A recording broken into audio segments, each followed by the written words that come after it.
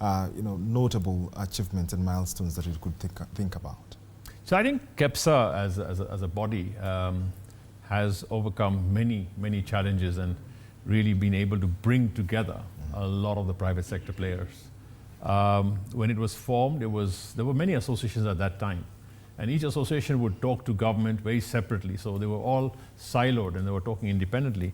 And there were companies also going directly to government and talking to them and lobbying for diverse interests. So if you're a trader, somebody's talking about how to reduce duties on trading products. If it was manufacturers, they would go and talk about themselves. And there was all that mixed emotion going to government. Now government would then not be able to decide. And that's when, in 2003, when the Kibaki government said, look, organize yourselves, come together and be one voice as a private sector. And that's why KEPSA was born as a private sector voice, to be able to bring them together. So you got all the chamber, you got your KM, Association Manufacturers, you got Law Society, you got everybody coming together, and they're all members of KEPSA. So as an apex body, you're able to talk at highest levels. And in the last 20 years, we've been able to have dialogue. Public-private dialogue has been very important. And I think we now have very organized systems. Back then we used to have called the Presidential Roundtable, now it's called the Presidential Dialogue, where the President chairs an apex meeting.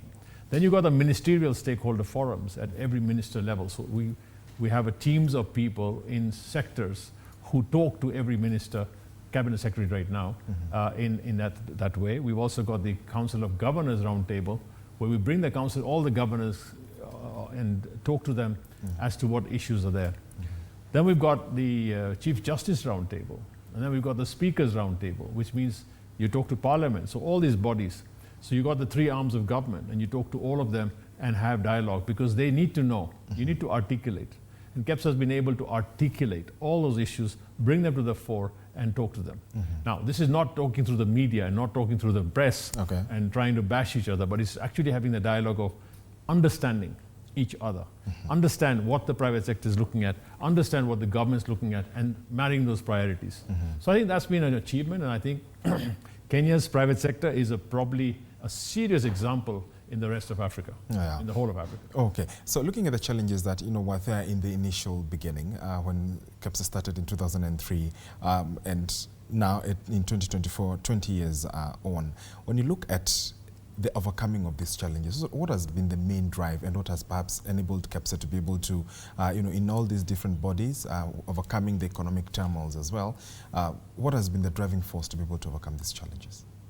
I think one of them has been very important, and that's keeping KEPSA private, which means it's not an institution where it's politicking. It's not a platform for politicians to use and then get up and springboard to other places. That's important. That's one of the things. Second thing was to bring the entire voice together and have a clearinghouse where you actually sort out. Within private sector, you have differing views, you have different ideas, and you remove all those conflicts of interest. You remove conflicting ideas and come up with one voice. In terms of marrying what's good for the government, what's good for the country, what's good for our people, and what's good for private sector, and marrying that together. And that was quite important. Otherwise, if two people, 3 people in private sector are fighting, they tell the government to do it differently, and